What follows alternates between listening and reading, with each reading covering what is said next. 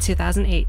Geoff Ramsey, feeling a little tired of making Red vs. Blue, was looking for something new to make for Rooster Teeth, something that involved gaming in particular.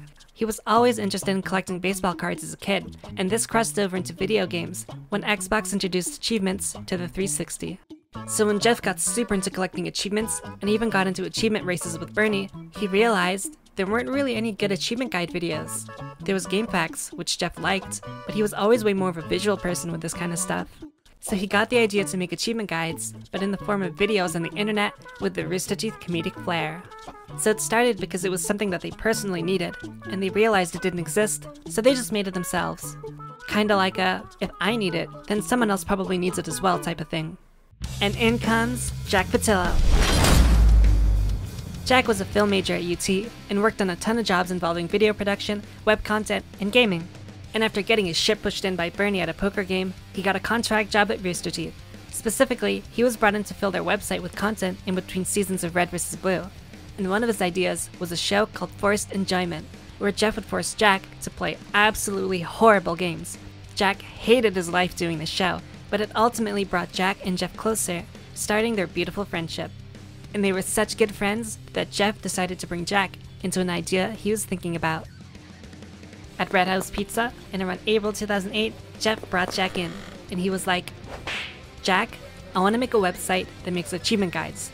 It'll be like GameFAQs, but instead of text, it would be videos, and be made by the Rooster Teeth crew, so it'll have the Rooster Teeth comedy and banter." And Jack, who was also a big fan of achievements on the 360, thought it was a great idea and was totally into it. So 3 months after the Red House Pizza incident, Achievement Hunter officially started on July 2008. And shortly after, Jack appeared as the host of their first ever achievement guide, Burnout Paradise Millionaires Club. I picked a stunt car that's one of the later ones, but really you can use any of the stunt cars in this run. It's a pretty... And thus, Geoff called the website Achievement Hunter, a name that Geoff would love for many years, and surely not come to hate. Just kidding. Geoff said that naming Achievement Hunter was one of his biggest regrets ever. My biggest regret in the history of this company was naming a company Rooster Teeth. My second biggest would be naming Achievement Hunter. I know we as the fans are used to the name Achievement Hunter, but honestly, from a branding perspective, it's kind of a shitty name. It's long, people misspell it all the time, it's just ugh. And to advertise the start of Achievement Hunter, the Rooster Teeth crew made some promo stuff like Red vs. Blue PSAs. Actually, sir, they are very cool. I hate achievements.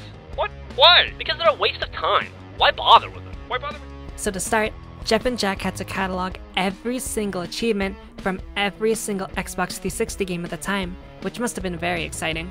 But they did this to not only create a catalog, but also so that people in the community could create their own guides, thus creating the community that would later give birth to people like Michael, Ray, Jeremy, and Matt. It's really interesting looking back at these years, because at the start, Achievement Hunter was purely a nights and weekends thing, with Geoff pretty much only doing this in his free time. In fact, Geoff actually never envisioned Achievement Hunter to be anything beyond just a little side project for Rooster Teeth.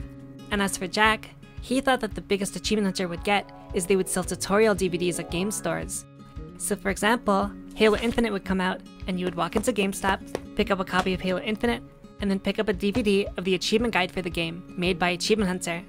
And Jack thought that they would make connections with and work closely with the developers to make their guides. And he thought that this would be the prime of Achievement Hunter. And none of that happened. Instead, what happened was, they hired a bunch of buffoons, started making some Let's Plays, and the rest is history.